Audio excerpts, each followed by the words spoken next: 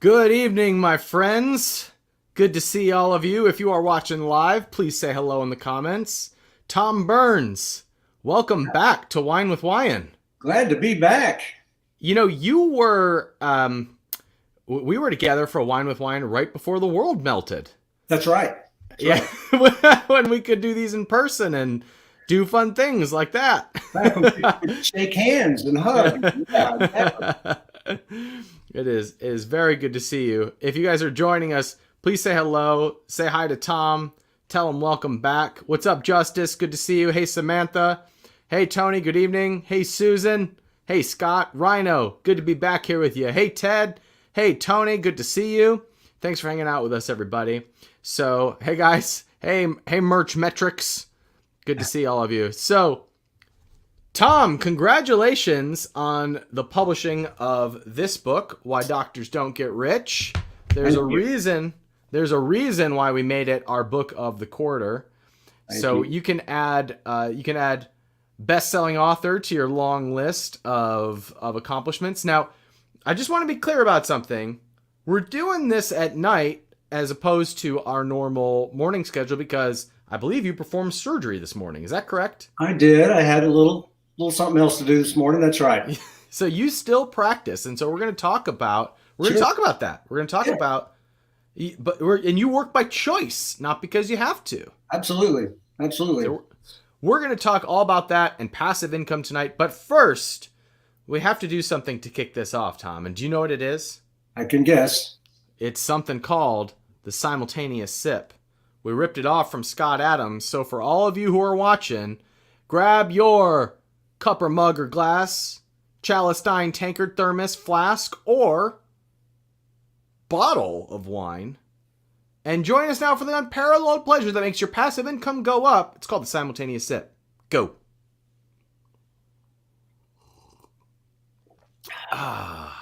Perfection. Perfection. And better to do that now than in the morning. Who said? Especially right before surgery. Can you share what your surgery was this morning? It was a knee surgery, just the one, and then had some patients to see. Okay. Yeah. So like follow-up patients, correct? Yes. So you're an active doctor who works because you like it. Right. And you make way more from your passive income investments than you do from your doctor practice. Is that correct? Right. Likely because I make so little in my doctor practice. but that's a fair statement that you far out earn your doctor's salary. It's optional for you.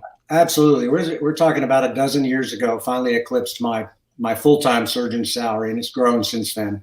Yeah, that's great. So now you get to be completely at choice. Your work is totally at choice. Right. So I'm curious for you, and I have some specific questions that I want to ask you that came from the book. But why do you keep working?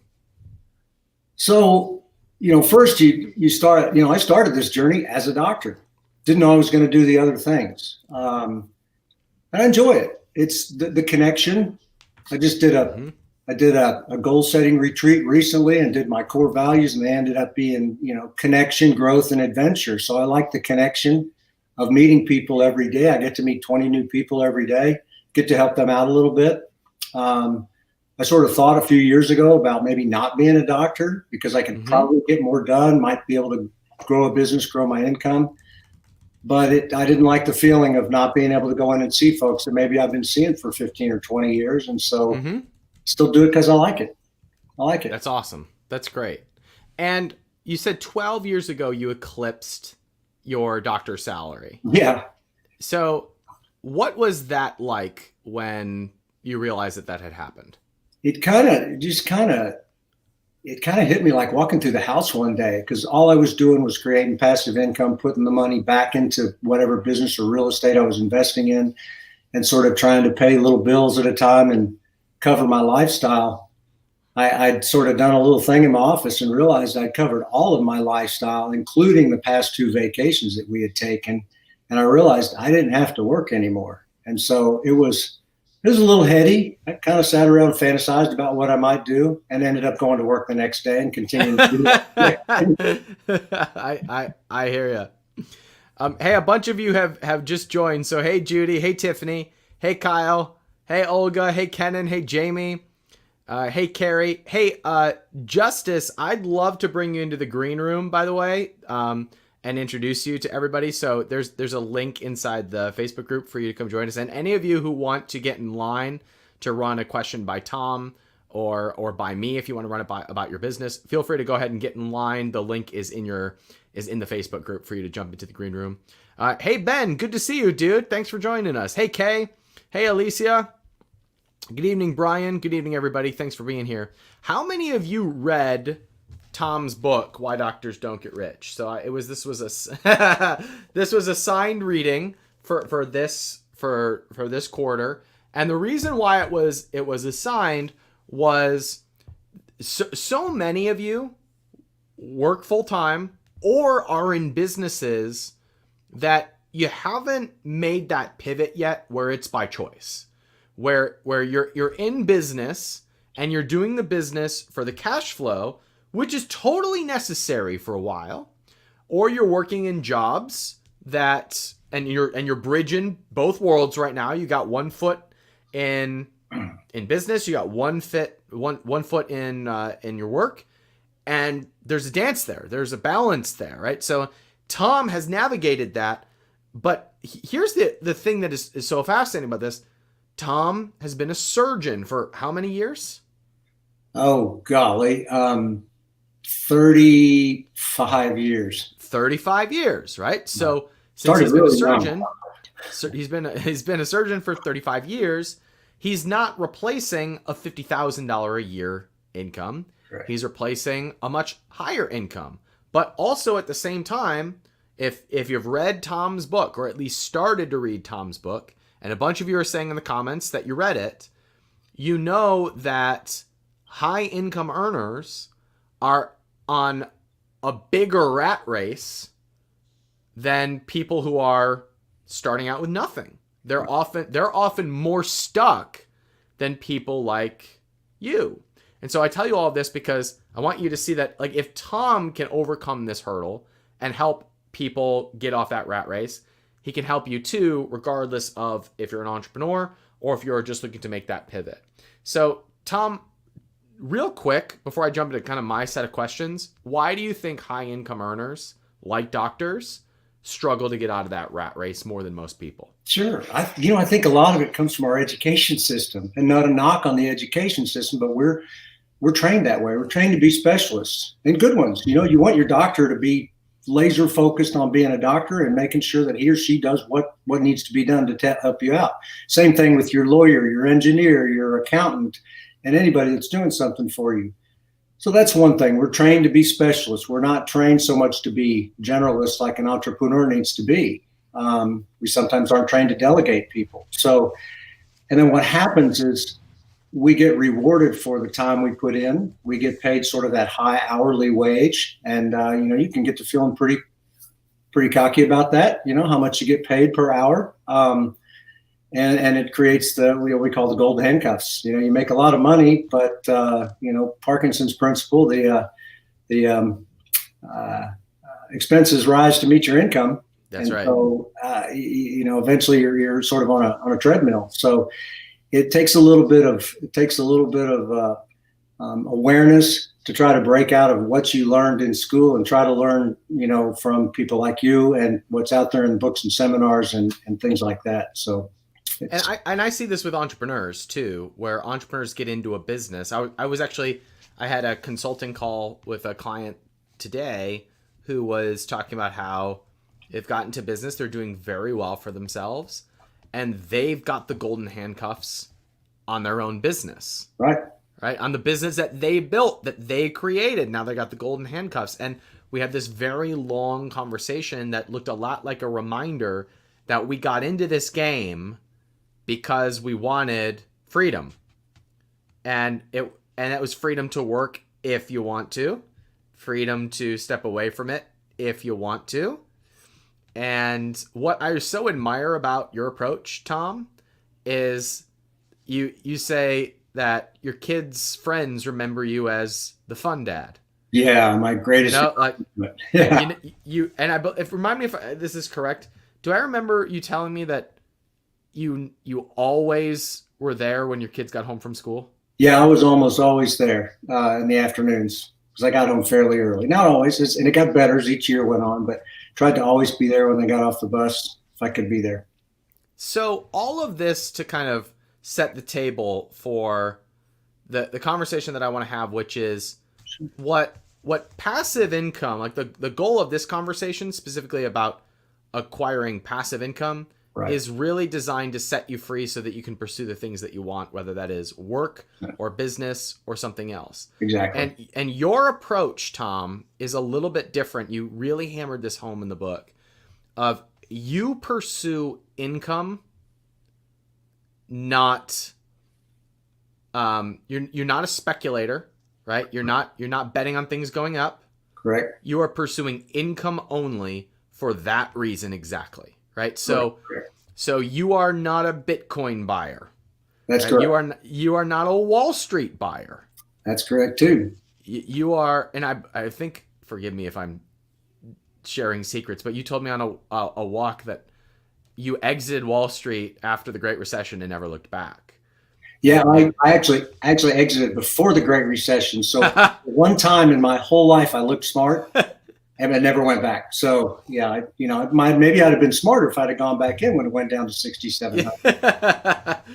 Well, so you are an income investor. You pursue cash flow. Yes, sir. And that has set you free to live at choice. And so that's all we're talking about tonight, guys. There's a reason why our class called Investing for Entrepreneurs is so focused on cash flow, because the game we're playing as entrepreneurial minded people is to not be financial advisors or market timers.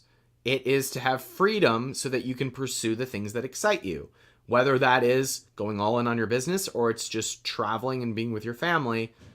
The name of the game we're really playing is the one that sets us free to live the lives that we genuinely want to pursue, and that comes from cash flow. So, Tom, I want to stick to chapter 8 and on, because chapter 8 is really where you get into, like, that's the get into the game chapter. It's Right. really where you start going into strategy. Right. And there was something that you brought up in here where you broke the different asset classes that Yeah. kind of match your criteria into 4 different types. I'm trying to find the page, but you had business, real estate, paper and commodities. paper and commodities, Yeah. right? Yeah. And this was my favorite section of the book, Oh. because I loved that you had businesses first. Yeah. Because as entrepreneurs, we often think about businesses as entrepreneurs, which means taking on a job, which means Right. working in the business. So would you explain a little bit about how you're thinking about business when you classify it as a passive income asset? Sure. Like the person you were talking to on your consulting call, did that person create a business or did they create a job? Like if you're a doctor, you might have a doctor business, but you are the business. And so that's not freeing, and that's not passive.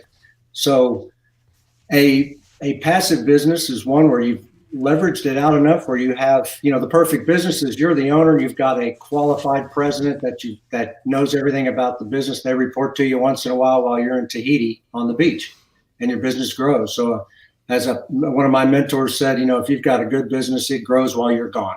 So, and as we know, most of the people that made their money in the world have made it in some sort of business. Real estate's a nice part of people's wealth programs, but business is far and away the lion's share of where all the money was made.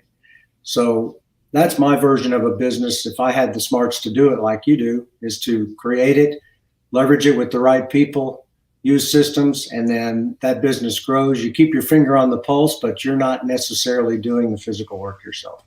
I'm going to tell a very quick story about a business that we invest in the fund. I have an investment fund called the capitalism.com fund. We invest in businesses usually that are right around $1 million in top line. Sometimes more, sometimes less, but that's usually where the entrepreneur hits exactly that sticking point, Right. where they're now working a job rather than building a business. They don't feel like they can afford quality help, so they can't really scale it. And so we help kind of unblock those and liberate the entrepreneur to go build that business. And we have a company that we're invested in, and one person show, and we looked at his business and found some very low hanging fruit. I mean, very low hanging fruit from like the way he was selling it. We were able to just tweak the sales process a little bit and save him about $100,000 a year per profit. Pure profit. And so he did not want to run this test that we suggested to him, because he was like, look, what I got is working and I don't want to mess up the system. And so then I said it like this. I said, okay, here's what we're going to do. We're going to run the test, because if it works, it's $100,000 a year in pure profit. Well, you know what we're going to do with that $100,000 a year? We're going to get you a really sweet operations manager that is going to actually operate the business and liberate you to be the entrepreneur. And he went, wow, I like you, Ryan. He ran the test. It worked. And now step 2, we're hiring for that operations manager, because that person is making that pivot from being an entrepreneur to being an owner. Yeah. And Tom, you talk about passive investing versus active investing in the book. And my understanding is that being a passive investor is being an owner but not an operator, and then active investing is a little bit of blend of both. Exactly. So would you tell us, like, kind of walk us through a little bit of the difference? Yeah, as it pertains to business, you can you can go to Wall Street and be a passive investor for sure. But sort of in the private world, in your world, it's so hard to get out of that mindset of nobody can do it better than me. What's the song Frank Sinatra sings? Nobody does it better, or something like that. It wasn't Frank Sinatra, but if you can get your mind eventually to grow into the fact that leverage is where it's all at, and what you just described was using leverage, hiring an operations manager, or you can be the entrepreneur, so you can scale and grow the business while somebody else is actually doing the footwork. So that's my version of passively investing in a business, or passively owning a business. You can just be the money if you want to, but if you've got control, if it's your idea and you set up the people underneath you, that's the sort of the holy grail of passive business ownership. I love how you just use that word leverage when talking about people, because we think about it in terms of debt or in money, but we don't often use the word leverage when we're talking about people and partnerships. Sure. And that is really just when 1 + 1 = 5. Right. That is a great segue, by the way. Justice, is it okay if I introduce you here? I'm going to call just a little bit of a pivot. I want Tom and the rest of you to meet Justin Marimi. What's up, Justice? Hey, what's going on, guys? Can you hear me okay? You'll hear you loud and clear, man. So I just wanted you all to meet the newest member of capitalism.com, Justice Marimi. So Justice is in charge of product and community, and we knew pretty much upon first conversation that we were meant to be. But, come on. But Justice and I have only been working together for about 3 weeks, but it is exactly what Tom is talking about. Of Justice is leveraging our infrastructure and our community, and we're leveraging his knowledge and experience with entrepreneurs to create a better product and a better experience for our members, which, you know what that's going to do? It's going to make our memberships go up. It's going to make our stick rate go up. It's going to make our profits go up, because we're collaborating together with a goal. Justice, you've worked with a bunch of entrepreneurs as a coach and as a mentor. Can you speak to what you've seen about that bottleneck of people being in their own way and not being able to get out of that rat race as a high income entrepreneur? Yeah, absolutely. It's funny because I'm working with an entrepreneur, right now who I believe, thanks Sue, I believe that every single entrepreneur has a sweet spot, something they're unbelievable at. And the best example I can give of that is, hey, I'm working with a realtor right now that can get business like nobody else. I say she's an assassin. She can get business left and right. They come in, but she has what we call a savior complex, which is I need to be with every buyer all the time, help them show, help them do all that stuff instead of leveraging a buyer's agent. That's going to cost money. And yes, that's kind of scary.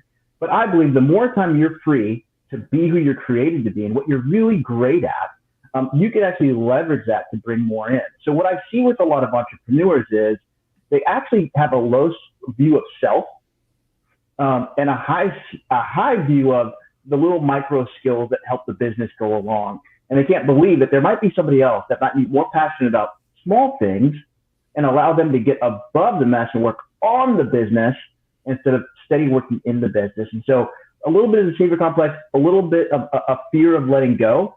But what I love is that I hear Tom and I'm like, if I have an injury, I want a surgeon that is free to do what he loves to do and can do it with his free time. And he's going, I'm staying in the game because I'm passionate about it. I'm not worried about making another buck. That's taken care of. I do this because I'm passionate about it and I want to see people taken care of. That's the surgeon I want. And that's the same thing that I want for every entrepreneur, that they're doing it because they're passionate about it and because they're free to do it because they've leveraged other things to allow them to be free. And that's what we want for entrepreneurs. We want you to be free, do what you're great at so you can grow unbelievable $1 million brands and invest and do a lot of other great things. Tom, I think it's chapter 3 in the book where it's called Why We Need Rich Doctors. Yep. Which is exactly what Justice is saying. It's like, I want exactly the guy who does not need to be there. Yeah. And it's like, and Justice, this, like, as a coach, yeah, the client wants the coach that doesn't need the sale. Yes, absolutely. As a coach, one of the things I often will actually start off with my clients is, hey, I just want you to know up front, this initial conversation is not a sales call. I actually tell 25% of the people on this call that they actually just need a therapist, or I think this was enough, just to put them at ease because they're going, do you need me? I don't want someone that needs me. I want someone that has the freedom to be passionate about me. And that's what I think you're absolutely right. I don't need you. I have time and I want a few that I can be passionate about and see you do unbelievable things with your life and with your business. Yeah. And so that is why the passive income conversation is so important, because if you've got the passive income as an investor or as a business owner, not operator, you're free. You asked me such a beautiful question this week, Justice. I was going over the next hire that I want to bring onto the team. And I started mapping out the job description this week. And you asked the question, what would this free you up to do? Would this help you serve at a greater level? Yeah. And that question is everything. And Tom can attest to having passive income frees him up to serve as a more present doctor. Wow. Yeah. So, Justice, we're so pumped to be working with you, man. I just wanted to introduce you to the group since our first live, since we started. I'm pumped to be here. Pumped to be doing this. Good seeing you. All right, have a good one, guys. Tom, there's this on page 122. There's this section about chasing home runs. Yeah, and you talk about how doctors, and really anybody, is attracted to high risk, high reward. And you caution people against this. Yep. Would you share why? There's nothing wrong with having high aspirations. So, swinging for the fence once in a while. But the purpose of that section there was that it was probably born out of some of my colleagues that, you show them a way to make a few extra dollars a month every month for the rest of their life. They don't get that excited, but you show them some super high risk deal, some crazy harebrained scheme, and it sounds good to them, and they'll drop money in a heartbeat. So the philosophy is basically this, most people when the guy was using a baseball metaphor, you hit a bunch of singles, you don't have to hit any home runs. You get enough singles, you're enough runs ahead. Then you can start swinging for the fences if you wish. In the passive income world, if you just hit a few singles, end up to where you have enough money to cover a portion of your lifestyle or all of it, whatever you choose, it's then that you've got a little bit of a backstop. You've got a concrete foundation to work with. And now you can start swinging for the fences, because if you strike out, it's not going to affect your life. And you can take another one of those swings later. It gives you confidence, and it gives you the security that people think they have with their job, but they don't. Well, we just completed a 3-week class on dividend investing. Yeah. And there were a couple examples that I gave throughout the class. One of them was Walgreens.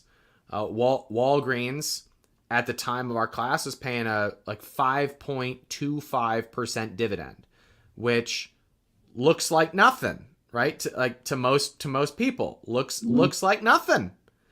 And you even tell the story about how you've run through the numbers with certain doctors where it's $1,000 a month in passive income, and they're like, "Well, I could just do another day of surgery, right, and make $1,000." Right. And you're like, "No, you're missing the point.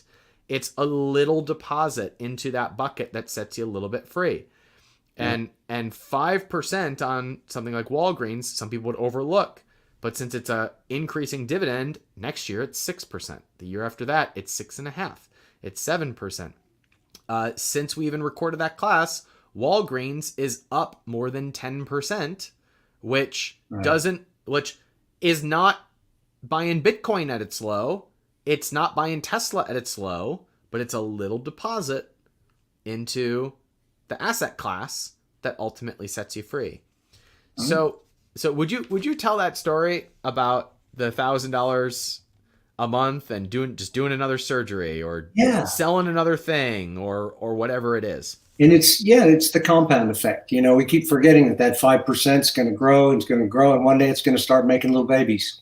And that's what we want. We want our money to make babies. So the story, it was back in the day. It was a long time ago, and I actually would never solicit any of the surgeons or doctors. I just waited till they asked if they wanted. And somebody asked about, what's this I hear about what you're doing, Burns? And so I told him, and I had a project, and it was essentially $100,000 investment and no return for a year. But after about a year, it was going to start clicking off about 12%, which is $1,000 a month until forever, or until the thing sold. And he looked at me and he said, "That's not that much. I make X amount of dollars a year." I said, "I understand." He goes, "Besides, if I want an extra $1,000, I can just take call." Now, for those of you, doctors, when you take call, that means you typically don't sleep through the night. You're up working all night, and then you go to work the next day. But maybe they'll pay you $1,000 to do that. So that's great. I said, "Okay, you're right. You win. Month one, you win. What are you going to do?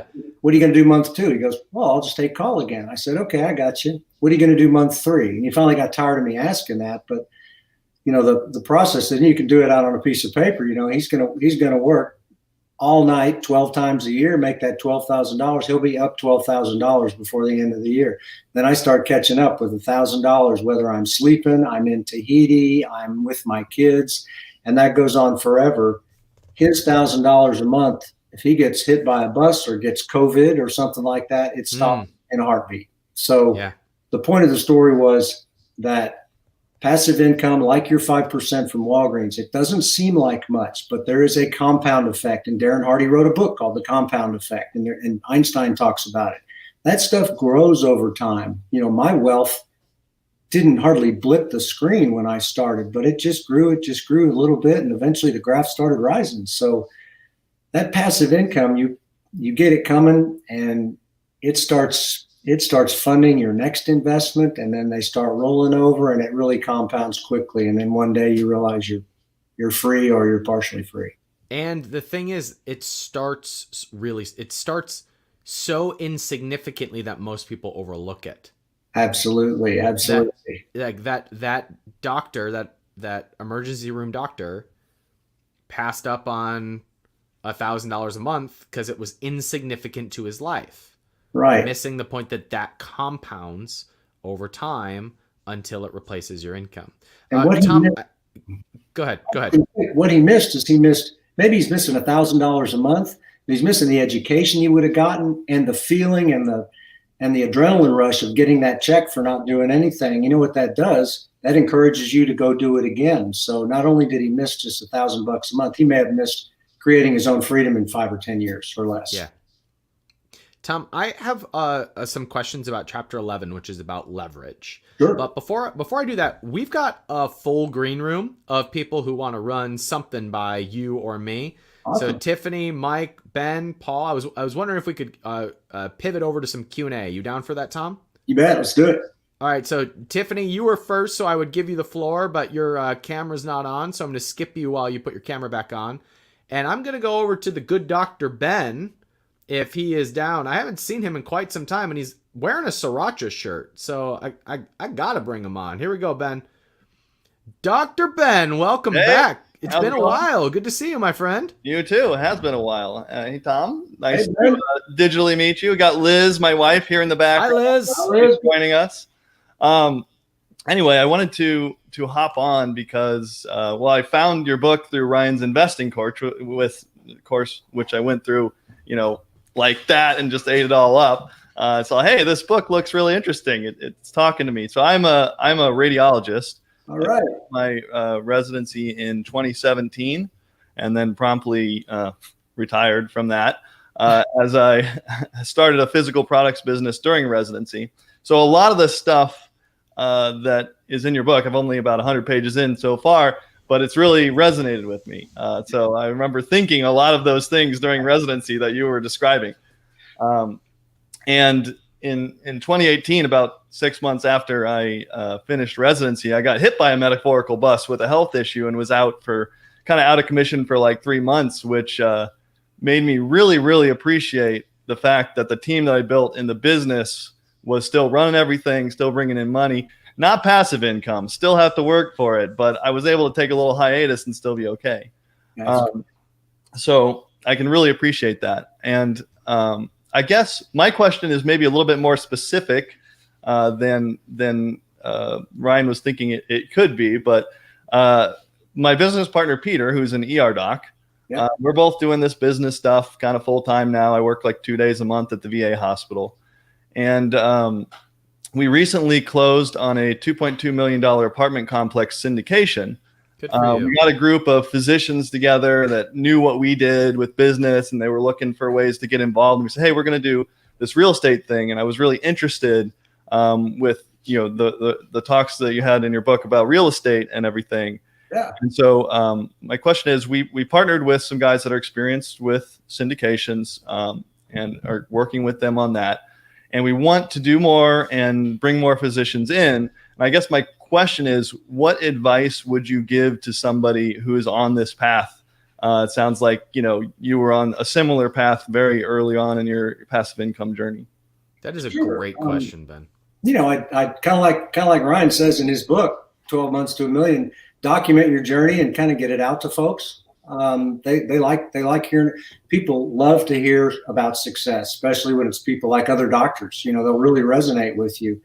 Get around people that are doing it. There's now virtual conferences everywhere where you can kind of connect up with folks. And, off the side, we can have a side talk when this is over. I can kind of tell you some specific places to go and people to connect with. And it's the networking thing. It just starts happening, and people will know they'll know you're in the industry, and it'll grow. And just always take care of your investors first. They're the ones. They're like the customers that Ryan talks about.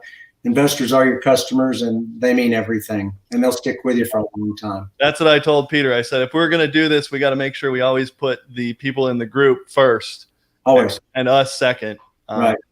You're there to serve them. Yeah, exactly. And then I think my wife, she's a lawyer, so I think a lot of the professional, angle of the book will speak to her as well. But she had a question. Did you want to? Sure. This is an easy softball question, but I was joking with Ben last night that I feel like since I married him, my job has become optional. He said passive income, and honestly, honestly, I feel like I work for a big law firm, one of the top 100 in the country, and I was a nurse before, so I do healthcare law. I really love it. I'm very passionate about it. I feel like I'm a better attorney for not having to work. There you go. I'm lucky enough where it's optional for me at this point, courtesy of my sweet husband. So my question is, do you honestly feel like you're a better doctor because being in the profession is now optional for you? See, 101%. You know, when it really happened, I found that, you know, number one, I could just eliminate the stuff I didn't like, you know, and, you know, Ben, you know, our world, I eliminated insurance companies. Some hospital tried to say, you know, I stopped taking call in the 1900s. And, you know, one of the hospitals said, well, if you'd stop taking call, you can't work here. And I said, bye, you know, I left. So it gives me time to spend with my patients. The only reason I'm doing this, it's not because I love doing surgery. That's nice. I like the people. That's just, I like people. So I sat today for 25 minutes with an 86-year-old lady who just had a list of questions. None of them were really relevant to an orthopedic. I didn't examine her. I held her hand. But I've got enough leverage. I've got a physician extender that was seeing the other people. They know that they might not get to see me all the time. I sat there and held her hand for 25 minutes. We had a great time. She's 86 years old, wanted to know if it was okay if she could walk 5 miles a day, hang her own laundry, do her gardening, and feed the cattle. And I said, you're okay, go ahead. You know, but it's made it a lot more fun. So I still like it. Great. Well, I appreciate you having me on the call and the offer to connect afterward. I'll definitely take you up on that. Yeah, please do. So thanks. Ben, I've got a question for you. So this was your first real estate deal that you were transacting, correct? Well, Peter, you remember Peter from the group. He has been doing real estate deals for 2 or 3 years now, a couple of them with these sponsors and things like that. But so it's your first, right? Well, yeah. Well, I have one rental property duplex, but that's. But you were raising money for this deal, right? $550,000. Okay, awesome. So I want to know, since this is your first one, how did you find the deal? And what gave you the confidence to be able to go and make that ask? Because those two things are the biggest thing that keeps people from implementing the stuff that Tom talks about in his book. Sure. Yeah. So the way that we found the deal was because Peter has been actively, this has sort of been his area of interest while I was more the marketing sort of thing. And he was like, I'm going to go look at real estate stuff. So he has been in Omaha where he lives. He's been sort of networking and going to events and talking to people. And he connected with this company who they have 46 million under management, 700 something doors, something like that. And so he's been working with them on partnership deals. And then that kind of evolved. He said, hey, maybe we could do this syndication with a group of doctors. And the reason we had this group of doctors was during residency, while I was doing all this stuff, all of my attendings would see what I'm up to, and they're like, "Hey, how can we get on that? How can we get some of that? That sounds great. You're not even going to practice, That's how it happens. Radiologist after residency." I was like, "Well, that's not. Yeah, I'm not planning to."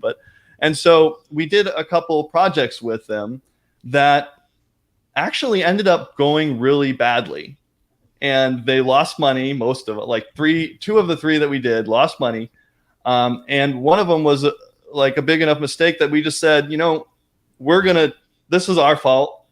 We're going to make you guys whole because, it was bad diligence on our part. We're going to make you guys whole, and maybe in the future we can do something together. And so because we showed that if things went wrong, we were going to do the best that we could to make it right. People were willing to go again. And this time we did it smarter. We did it, more due diligence. We were more careful because we're wiser after making those mistakes. So that's how we were able to do it. Perfect. That's beautiful. Yeah. Well done, Ben. Well done. Nicely done. It's good to see you, man. Thanks for hanging out with us tonight. Yeah, you too. Look forward to hearing the rest of the call. All right. See you, Ben. See ya. Bye, Liz. I want to get to Mike Damrow in a second, but Tom, I wanted to hear from you about the deal flow that you pursue, because right now, world's different. And I remember before March of 2020, you saying, we haven't bought a deal in a while. Like, things are overvalued. I'm not getting the cash flow that I want in order to get into a deal. Haven't bought anything for all. I'd like to, but there's not a whole lot that I'm pursuing. So what about now? Are you seeing things come around? And where do you get your deal flow when you're getting it? Tell me about that.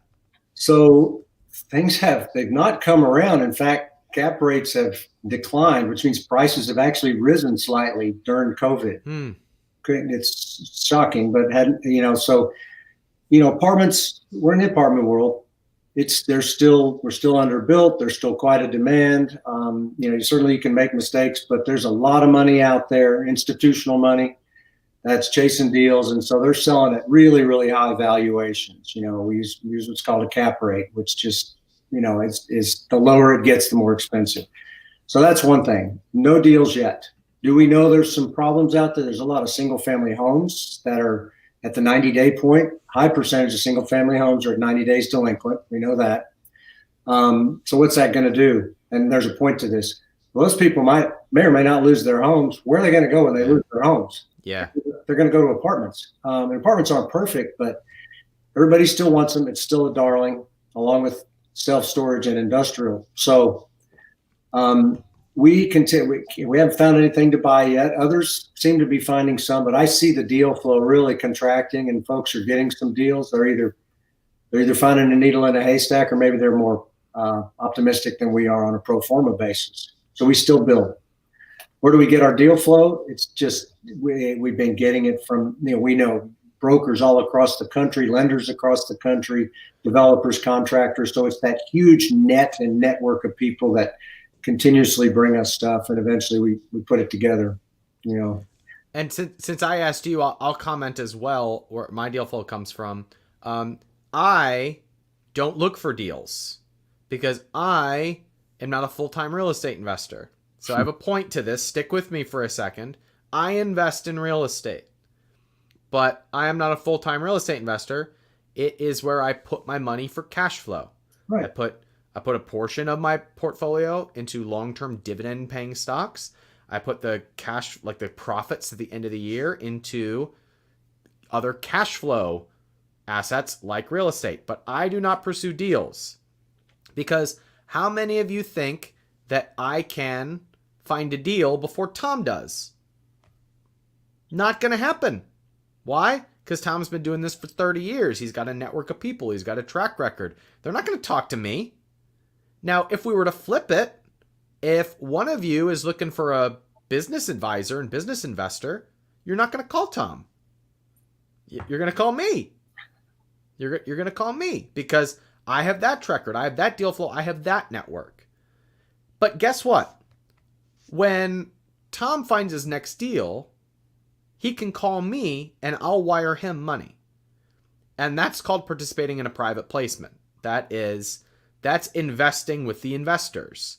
Because as a passive investor, I can make it easier for Tom to acquire more properties because he's got this group of people that will invest with him. And that allows him to go pursue more deals. And it allows me to participate in some of that passive income by being a passive investor. So that's called participating in syndications. And that comes from your network too. That comes from going to meetups and being involved in the groups and pursuing those relationships that can make those possibilities happen. So, by the way, Jason Hartman, who was on the call tonight, just put a comment down. He helps people find their deal flow too. So there's people in your network. He helps a lot of people do that. A lot of people. He helps a lot of people do that. So he's a good person to go to. You should call Jason Hartman if you're looking for deal flow. Mike Damrow, are you good to come on? Give me a thumbs up if you're ready to join us. All right, let's do this. What's up, Mike? How are you tonight? Good. How are you? Doing well. What you got? So my wife and I, we've been on Amazon, like everybody, for about 5 years now, heavy into grocery. and move in a different way. After I listened to the book, my wife read the book, so whatever. But Are you talking about 12 months to 1 million? Or are you talking about Tom's book? Okay. No, I'm sorry, your book. Yeah. So and we got a lot more excited about it after listening to that book. After listening to the book, after being on Amazon and kind of being in their sandbox for a long time. And that'll always be at some point, I'm sure. But my question really is so we've had our product is me in the pet space. We've had this dog since she was a puppy. Used the shampoo on her forever, and then we were going to go with this lady that made it to have her PL it for us, and that kind of fell apart. But we ran into actually a better product that we're going to probably go with, and we already have samples and that sort of thing. So the long story short is, and the only question I really have for you is, in the book you talk about building your audience, obviously, and building your audience. So do you need since we already have a product which is about, or a line which is about 8 different products, and it's kind of like as a system, would you sell those as like a package together? They, like a number 1 and 3 that work together, or would you sell it as single products and then, suggest they have other ones based on the problems they have with their pet? Mike, what is the total volume of your store right now? On Amazon? All together. Well, right now we're just on Amazon with wholesale and, and grocery and stuff. And this year we're a little bit down, like around that 450 range, 450,000. Total for the year? Yeah. All right. So packaging your products as a kit or as a bundle is fine, but not until you're at the million. So right. But what we're doing now, just so we're clear, the stuff we're doing now is just grocery through the pet thing is brand new for us. It's brand new, just coming. Okay. So what we're looking to do is, bring that product on, continue with Amazon, obviously, for cash flow, and starting this other product with a gentleman that makes it. So this is a new business. A new business, it's the product that you talk about. Are you going to be selling it on Amazon? Yeah, Amazon and other places, even retail. Yeah. Okay, so you're already thinking too wide. Okay. Like, I'm going to sell it on Amazon, my own store, retail. Should I also bundle it with this other kit? Yeah. Right? Like, you're already stressed and the business hasn't started yet. Sure. So your job, and Mike, people hate me until they love me because I tell them to keep it simple. Okay. Your job is to get one of those products to 25 sales a day. Okay. Yeah. And then it's to launch product number 2, 3, and 4. That'll get you to the million. Yeah. Then we can talk about kits. Okay. And after that, then we can talk about retail. Okay. And then you can show up at the retailer's door with like, hey, here are my numbers. And the retailer goes, oh, hot damn, this ain't a new business. They've got the funding, they've got the inventory, they've got the supply chain, they've got their shit together. Okay, now we can trust them on our stores. Yeah. And now you've got exponential growth. So entrepreneurs, and for we're just meeting. Have we met before, Mike? No, brand new to the 1%. Yeah. This is our first conversation, but I'm going to dive real deep. I'm just going to go for the jugular here. That is why the first business is only at 450,000 with 8 products, because you're going too wide too quickly.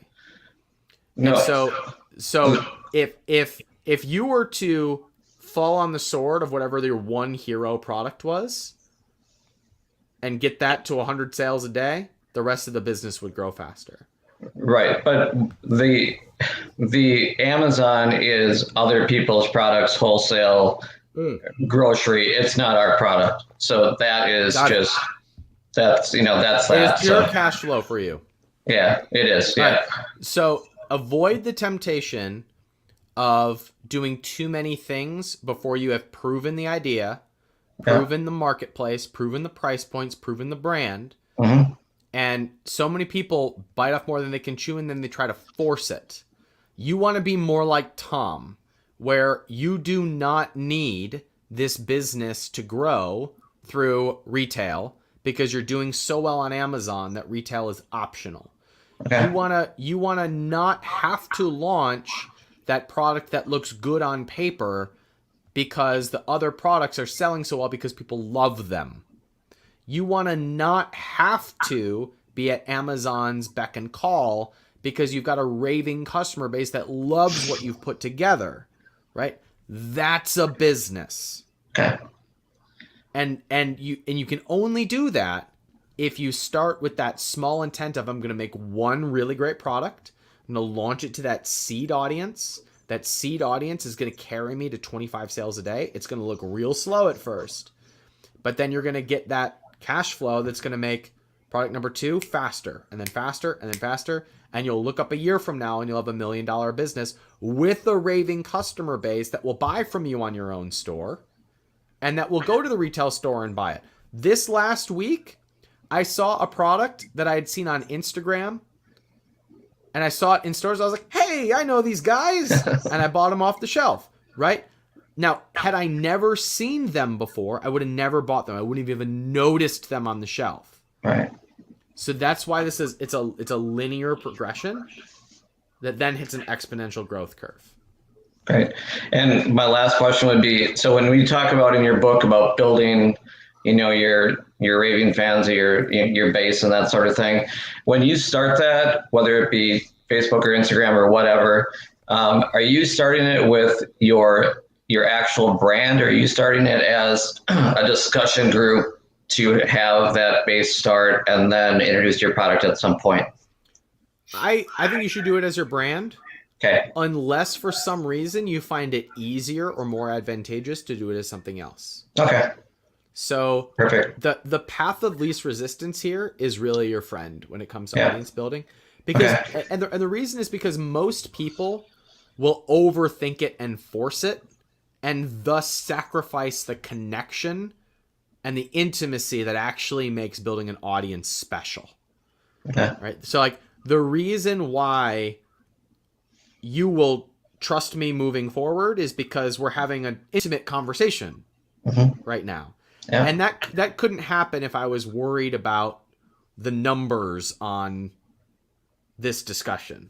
Right. Right. So the secret to building an audience is remembering that it's person to person. So whatever frees you up to operate in that place, start from there and you build the audience around that. Ask somebody who has made that mistake several times before of like thinking about what the strategy should be rather than remembering that it's just people. And that's what will help you build the audience. Perfect. I really appreciate the time. Thank you. You bet. Great to meet you, Mike. Thanks for being here. Great. Thank you. All right. Take care. Tom, I want to ask you about leverage. Yep. So chapter 11 is all about leverage. And I've had to come full circle with my relationship with debt and things like other people's money. Right. And the responsibility of what it means when I take on other people's money as somebody who is in charge of overseeing a return. Right? That's some pressure. So I was hoping that you could talk us through good debt and bad debt. Yeah. And also just when you got comfortable leveraging other people's money. Sure. Good debt. Well, bad debt's what most of us have. We got a car payment, we got a house payment, believe it or not. Have car payment, house payment, furniture rental, anything that you've got to pay that, number one, has to be paid by you. You've got to discharge that full debt and doesn't make you money. So bad debt comes out of your pocket and doesn't make you any money. We do need those things, but it still can be called bad debt. We'd rather not have a car payment. Good debt puts money in your pocket, and typically it's paid by somebody else. What I mean by that is if you have debt on a rental property, and Mr. Hartman's on the show, he knows this back of his hand. You have debt on a house, and somebody's paying you enough rent that it covers all your expenses plus your mortgage and puts a few dollars in your pocket. Well, that's good debt because it puts money in your pocket, and your tenants are more than happy to pay that for you. because you've given them a nice house to live in, a nice backyard that they like, good school district, that sort of thing. So that's my easiest definition of good debt. And you've got in, I think it's the last chapter of the book, you've got one of kind of the pillars of real estate is amortization, Yep. which is other people paying down that debt. Exactly. And I always kind of saw it as like a burden to carry that amount of debt. My buddy Shaquille Prosla says he now brags about not how much money he makes, but how much debt he pays every month, Right. because he has so many businesses and investments that he's got debt on. When did you start to get comfortable with carrying that? So it, my first debt was debt that I had personally guaranteed, but I felt so good about it's part education. You know the business world. You know how to grow an Amazon business and a bunch of other kind of businesses. So you're pretty comfortable when you see something likely, and you know that you could probably take a little debt on it. I know if I see a certain property, numbers don't lie. Do the numbers will tell you what to do. That's a quote from a friend of mine. But if I know that I've got a huge buffer between what should be or what is now and what could be bad enough to make my debt a problem, I'll pull the trigger all the time, and it's never been an issue. So it's education. It's knowing your market, knowing your niche, knowing kind of what you're doing. As things went on, obviously the zeros added and the numbers got bigger. And then again, it's part education and part the fact that I started moving into non-recourse debt. So non-recourse debt means the property itself has enough value that the lender doesn't underwrite you, doesn't look to you to pay it back. It looks to the property, and they'll give you enough money on your debt to do what you need to do. But they know that if they take that property back, it's going to be able to take care of the debt that they've given you. So that certainly did help. So I like having debt that I don't necessarily have to pay back. Yeah. You know what I mean? Yeah. But so in other words, once you build up a certain track record and get to a certain level of deal flow, then other people, or then the people who are lending you money are guaranteeing that based on the deal rather than you. Exactly. So you're not the one holding the bag. Correct. They do look at you too, because they want to make sure as an operator that you can operate the property. So it helps to have a track record. And that just came over time. You just get comfortable, you so easily spit out how to help the last guy do his business. Same thing happens in real estate. You just get to know it so well that you don't get that nervous getting the debt. When you really get nervous when you take somebody else's money as an investor, that's when the blood pressure goes up, because it's more responsibility. I don't mind losing my money. I just don't want to lose my investors' money. Right. Yeah, I got you. I'm going to go back to the green room. Valentine, you're yelling at somebody, but I'd love to bring you on. Give me a thumbs up. Give me a thumbs up. All right, here we go. Let's do this. Good evening, Valentine. Doing? How are you? I'm doing good, man. How you guys doing? Doing well. Thanks for joining us tonight. What can we do for you? No, I'm excited to listen. I got my buddy here, Peter. Him and his wife runs a dentistry here. And hey, Peter. How you doing?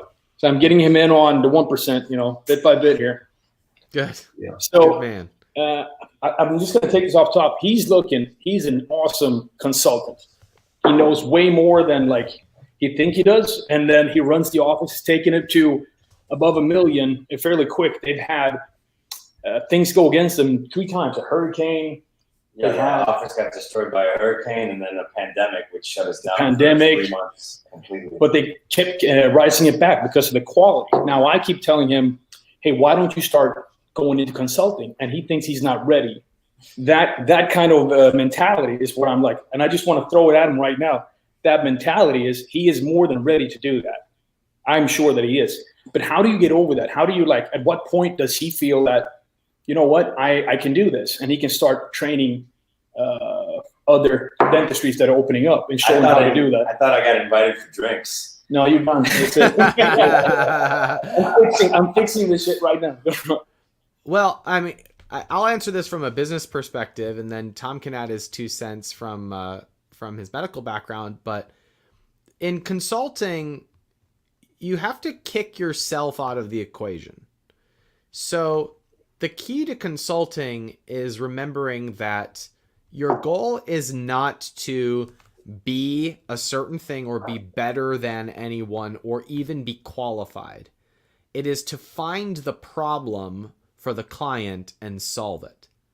It's to find the problem that is holding them back and serving them by helping them solve that problem. So, for example, I have a client in actually the medical sector. I have no business being in this business, but I can very clearly see their problem from a business perspective, and I am qualified to help them solve their problem because I see it clearly and can help guide them towards the solution. That's your job as a consultant. It is not to have a specific set of knowledge or to have a certain skill set or qualification. It is simply being able to see the problem better than the client and knowing the path to the solution.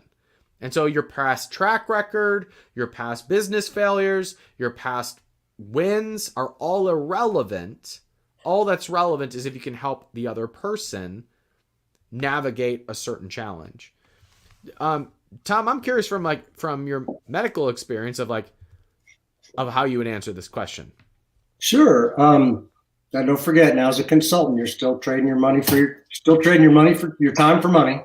But passive wise, it's not necessarily a passive activity, but it's a good one to create money to get some passive income. Sometimes people suffer from things that I've certainly suffered from myself, which is, a little bit of imposter syndrome or a lot of imposter syndrome and self-limiting beliefs. If you can just sit back and look what you've done in the past, if you believe you can help people, like Ryan said, find their problem. You don't necessarily have to have all the answers, but if you have a willingness and a desire to help other people, that's going to ooze out of you. They're going to see that. And I think the best way, kind of like chapter 8 says, just get in the game, give it a try. If you crash and burn, you crash and burn. You might just find you really like it. All right. Thanks, guys. Awesome. Good stuff, man. All right. Great to see you guys. Thanks for being with us tonight. Appreciate it. Thank you so much, guys. Thank you. All right. See you guys. All right, bye.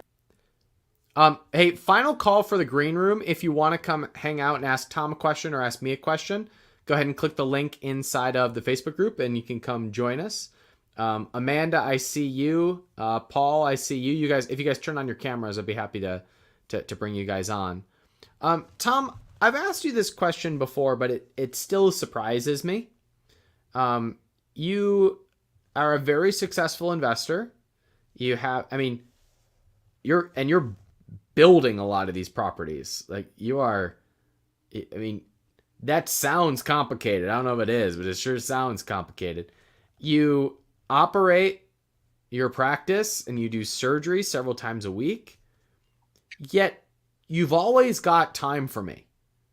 I have never called you and you be like, I'm way too busy right now. I am busier than you, which boggles my mind. I'll blame it on I have 2 kids under 6, so I'll blame it on that.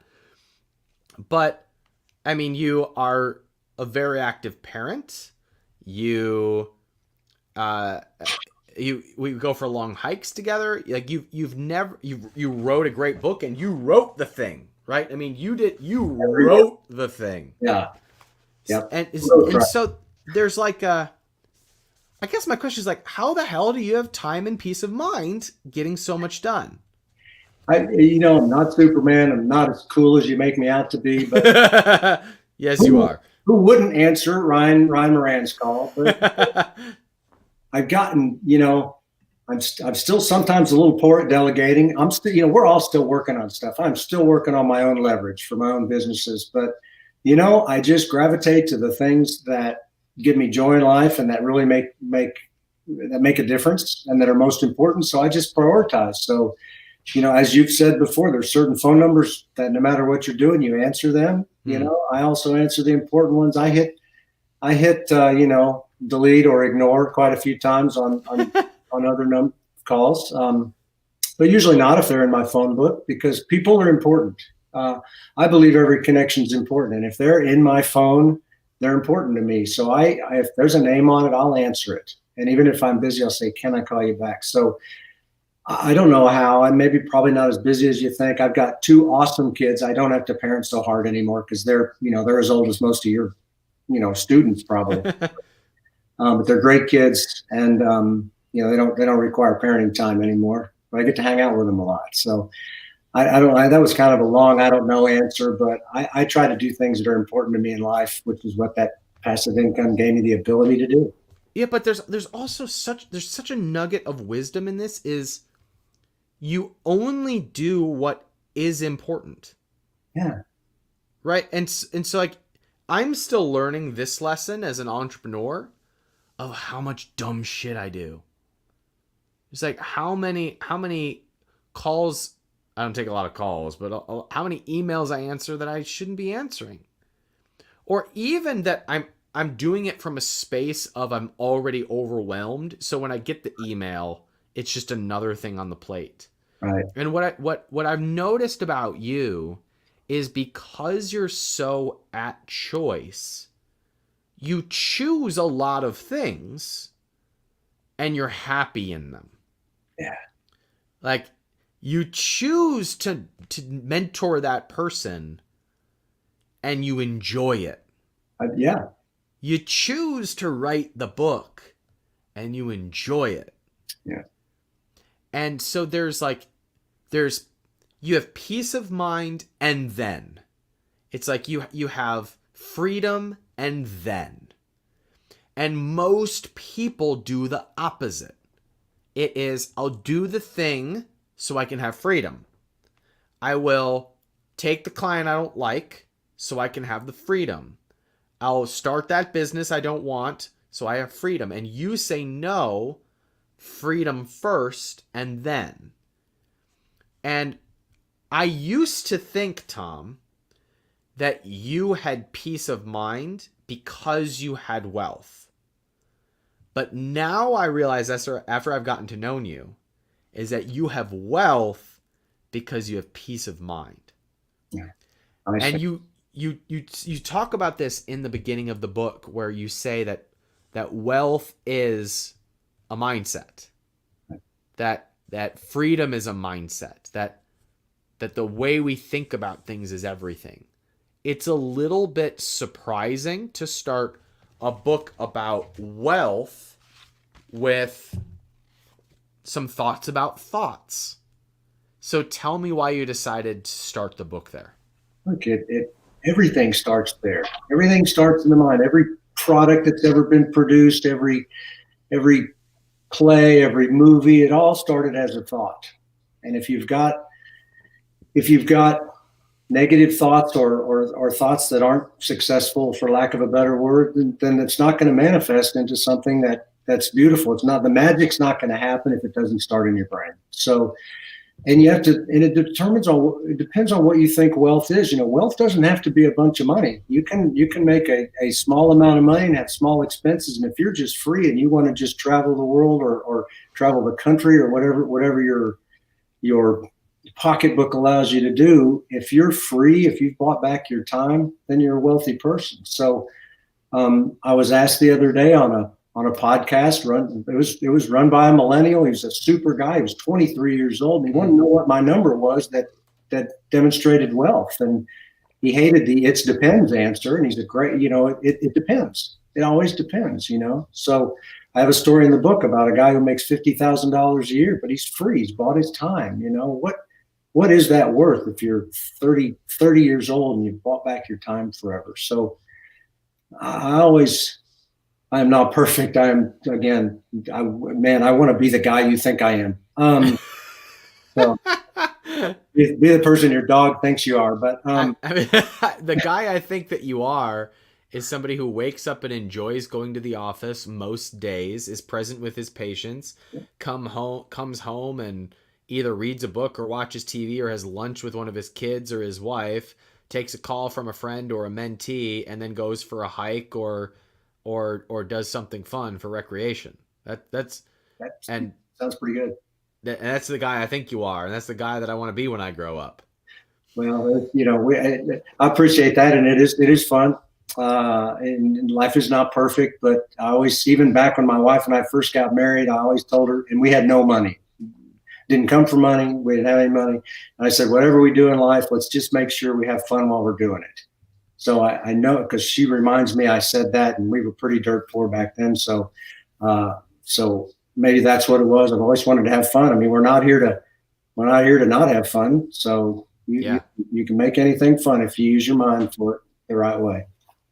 You know, Tom, I wanted to ask you the question because it's kind of cliche, and I know some people are thinking it. I'm looking at the chat box coming through, and I wanted to ask propose a question like, where would you suggest somebody who is just starting out in their journey start? But I kind of think you've answered in the book by saying you've got to be in the game.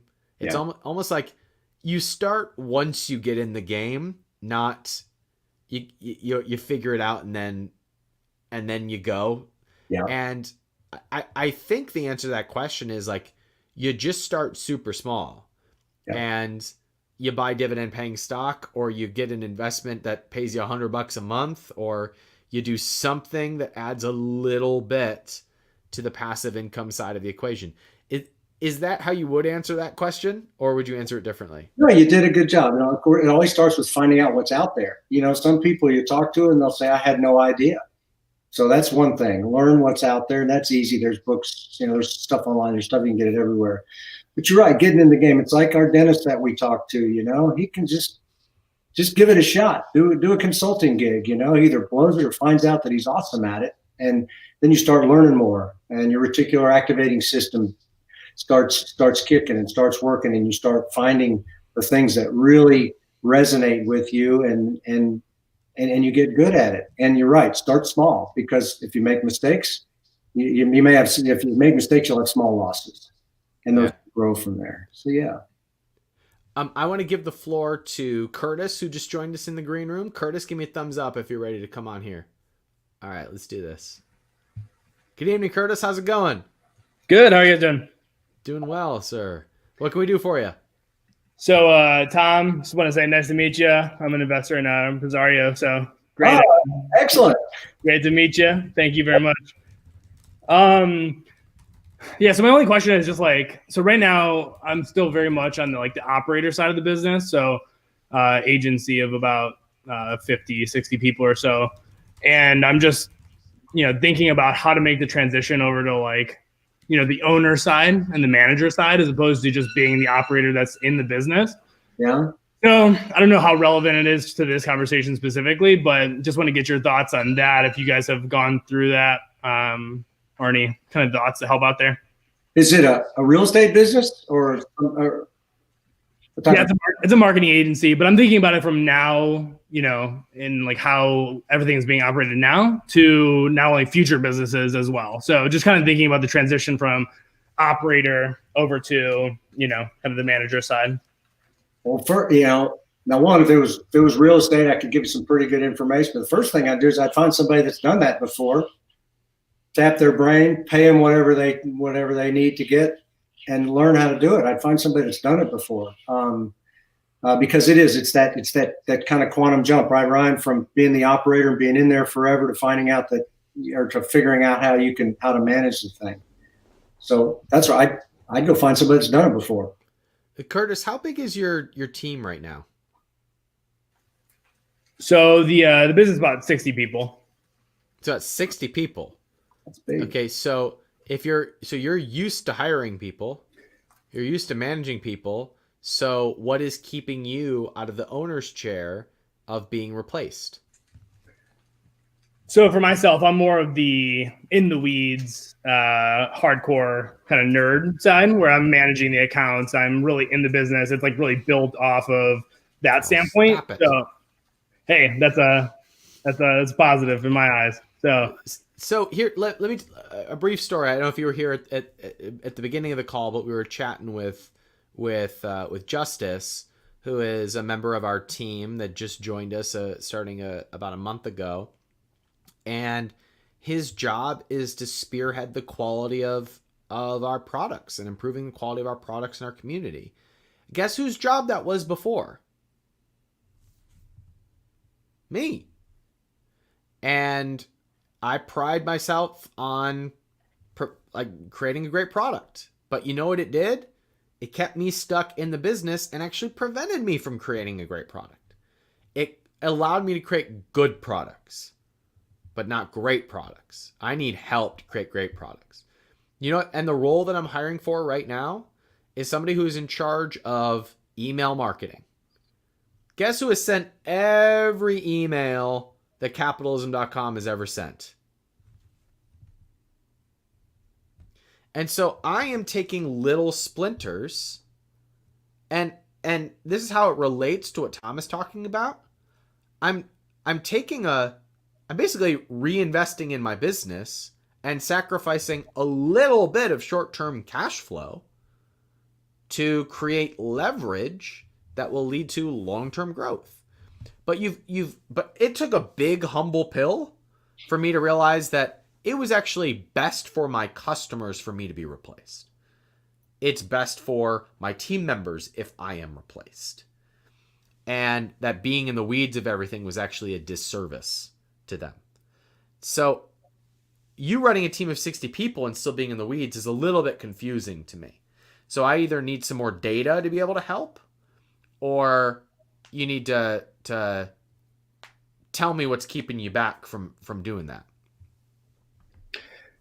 Yeah, I mean, it's more just on like the skill set side. So obviously an agency, and we have a bunch of different, a couple different partners where everybody kind of handles the different pieces. Whereas I'm more on the strategy side, account management with clients and things like that. So I've always just done that really, really well. So I've always wanted to make the transition, but it's kind of the thing where, you know, it's hard to hand over the reins of a lot of that stuff, because the classic, like, oh, you know, we have great people, but like nobody's ever going to do the same job that you can, because obviously people don't care about it the same way as you potentially would, where you're able to do, you know, you want to do anything and everything to make sure everything's perfect. So that's always been my core struggle. So Ryan, can I say something? Please. I'm a big fan. Obviously, I'm a big fan of Robert Kiyosaki. He's a friend of mine. He's got a thing called the cash flow quadrant. You know, a lot of people have seen it. Well, in the bottom left corner is the S quadrant, which is the self-employed, a non-scalable, self-employed, like a doctor. We are basically the business. What you're struggling with right now is crossing over that vertical line, because the essence of the self-employed business is not scalable. The true B business is scalable. And it's hard. It's nobody does it better than me, right? I heard you say that actually. And it's tough. Ryan's got the business brain, but at least from standing back and looking, it's, you know, you got to go. I would think you got to go over that hump and figure out how to hire that person to be you, how to figure out how to train them, and let go somewhat that only you care about it as much as anybody else. So that's just my 2 cents. I'm not a business guy, but that's what I see from the outside. And my feedback is that the thought that nobody can do it like me or will care about it as much as me is an assumption. It's a thought that you've created and that you keep repeating, and you're hiring with that assumption, which means that it's a self-fulfilled prophecy. You're hiring with the assumption, well, nobody's going to do it better than me, and then that creates the scenario in which they haven't done it as well as you. Though it has taken me years to get over this, but what I have finally done is look at the areas that are causing me the most stress and preventing me from serving at the level of capacity that I genuinely want to serve. And I know that the way that I serve the best is when I'm working 2 to 3 hours a day with a lot of time to recharge and think and be creative and write and record content and do the things that I love to do, because that's when I'm at choice. Like we talked about, when Tom has passive income, that puts him at choice, which makes him a good author, a good speaker, a good doctor. I need to be at time choice in order to be. So like today I got into a fight with my team about how many meetings I have to attend, because it's like I need time freedom to be able to serve at the highest level. And so I am now isolating, okay, what are the things that are preventing me from actually doing that? And like right now, it is lead acquisition. I put so much time and thought into lead acquisition, and I'm not that good at it. That's the next. I think I'm good at it, Results say otherwise. I need to hire for that specialty and get the hell out of the way.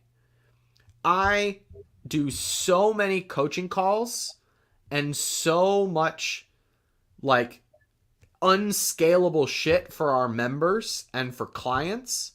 I need help with that, and I hired Justice for that. So it is isolating those individual pieces. Nobody is going to be a better vision caster for capitalism.com than me right now. But there are definitely better product managers, email marketers, media buyers, and those are all the things that I'm doing because no one cares about it more than me. And so my guess is you're wearing 9 different hats right now, and you might need 9 people to replace you in order to do that. But what you'll find is that the business grows enough to pay for them and sets you free to go pursue the next thing.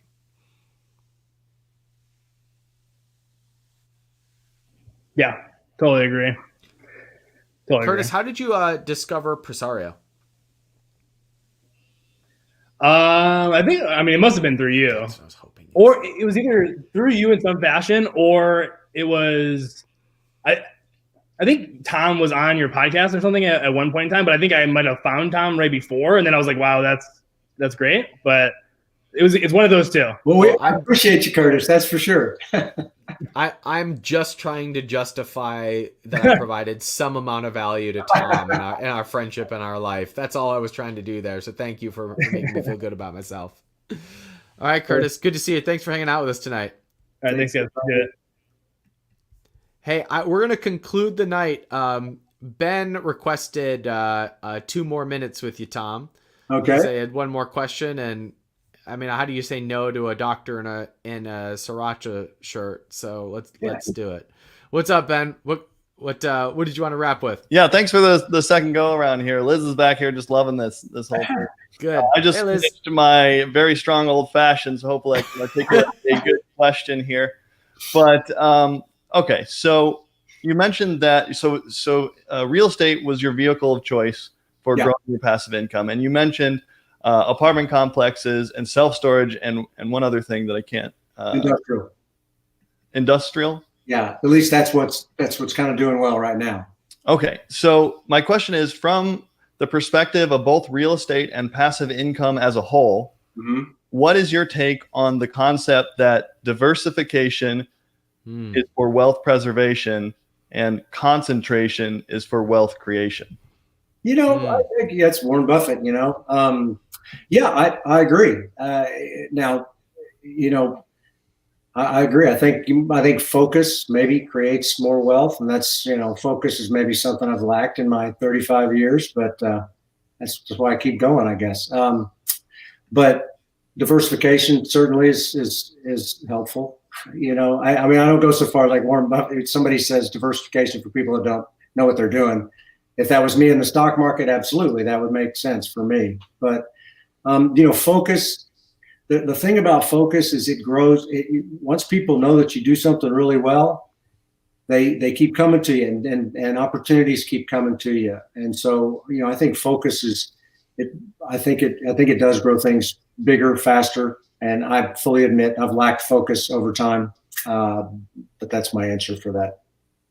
So from the context of real estate and having a fiduciary responsibility to your investors, at what point would you say, you've already invested in 5 apartment complex syndications. I think you should probably try something else to kind of spread your investment out a little bit. I mean, if I'm talking to one of my investors, yeah, I do that all the time. We just tell them we want part of your portfolio. We want to be a portion of your portfolio, because even just within the narrow thing of real estate, there's so many different types. So now I can't stop them if they just fall in love with apartments and want to invest with us all the time. And that's great. It makes us feel good and it's fun. But if they ask, I will suggest maybe get something different, because as we talked about today, apartments are doing well. Industrial's really picked up the last several years. Self-storage did well through COVID. Retail's doing horrible. Hotels are doing horrible. So had you been across those 5 submarkets in our industries, you'd still probably be okay. That kind of spreads things thin because as an investor, you sort of want to know what you're investing in, or you really want to know the people you're investing with. That's the two ways people invest. They either understand the product type or they really, really trust the people that do it. And, we kind of have both people. We have some people that just say, I'm in. And we ask them, don't you want to see the paperwork? They're like, no, it's been 15 years, which is nice, so that's my answer. For you as a sponsor, you might want to stay pretty narrow. Sure. As an investor, nothing wrong with trying out other stuff. All right, great. But I actually want to comment on this. So when this happened for me, it was in the context of business. So it's just slightly different, but I think the principle is the same. So we're working with a new team member who started just over a month ago. His name is Alex, and he was brought on to help with our video content and with YouTube growth.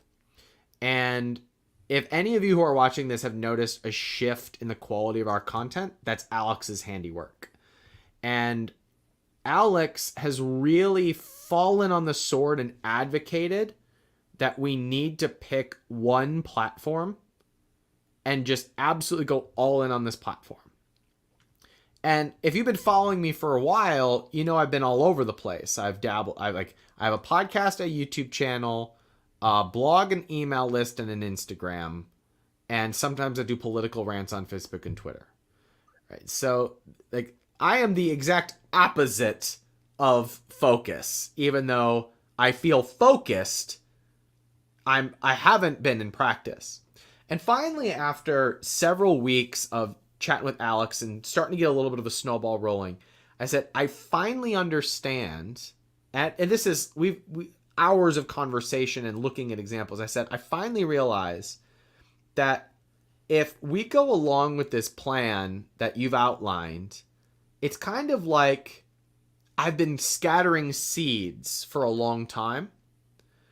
And one of these seeds is just starting to sprout a little bit. And what I've been doing in the past is overlooking the sprouts to plant more seeds. But now I realize what I need to do is just water this one seed, because over time, what will happen is that will grow into a tree and it will produce fruit that will drop under the ground and plant other trees. And I'll never have to think about planting seeds ever again. And so the point at which you might advise somebody to diversify is when your performance on their investment is producing that other fruit. In the same way that it's time for me to look at actually building an Instagram following when my YouTube presence is so impactful that I can put up a video and it puts 100,000 people on my Instagram. So when your tree, your investment portfolio is spitting off so much cash that you can go buy Ethereum or you can go buy Walgreens dividend paying stock, that's when you diversify. That's when you tell a client to diversify. When you're like, all right, guys, we got a nice tree here. Take your apples and go buy Apple. Right? So that would be my advice is I can't tell you how much more peace of mind I have just knowing now that I'm planting a tree.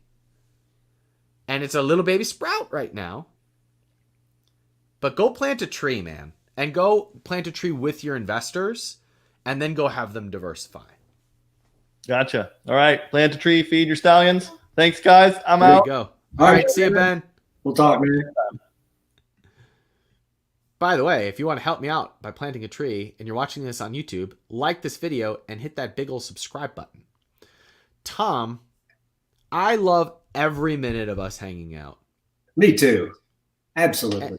And now we officially know that somebody has found you from your 3 appearances on capitalism.com. That's good news. We'll keep it going.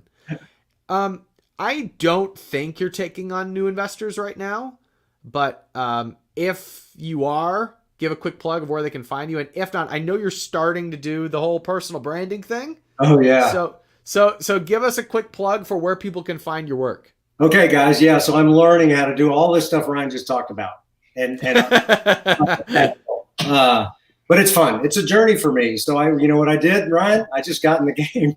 So I just put stuff out. Anyway, so you can find me 2 places. You should be focused. I'm going to give you 2 things. So my new deal is richdoctor.com. That's a new brand thing. I'm learning a lot. I'm trying to put out some good educational stuff.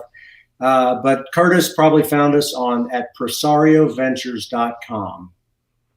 Presario ventures.com. That's the investment arm. Educational arm is, me at Rich Doctor. If you found value in this conversation, go tip Tom by spending $7.99 on Kindle or $20 for the physical copy. I mean, it's his life's work. Go tip the man by buying the book on Amazon. For goodness sake, give the man a tip. Buy the book. the man obviously needs the $7.99, guys. Yeah, I got it's like I tell people, I need that $15. I need that $7.99. But $7.99 won't change my life, but it might change yours. So. That's right.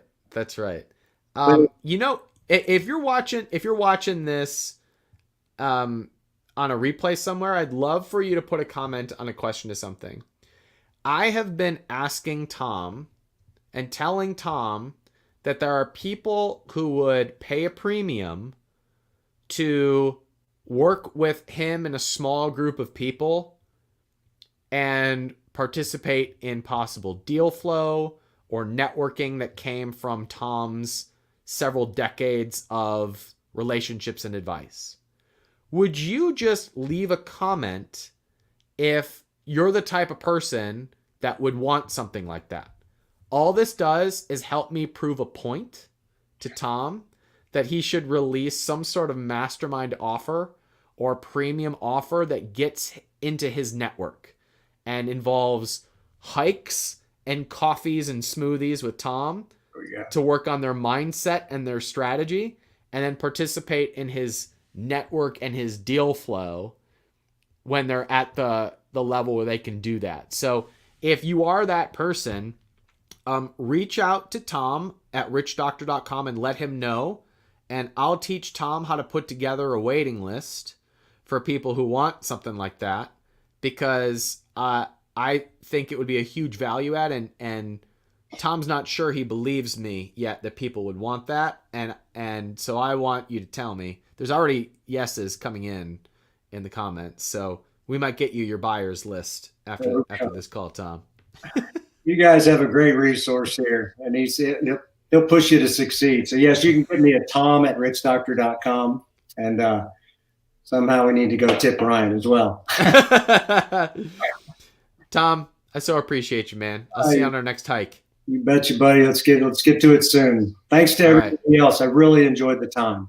All right. Thanks for being here, everybody. Have a great night. Talk to you later. All right. Bye.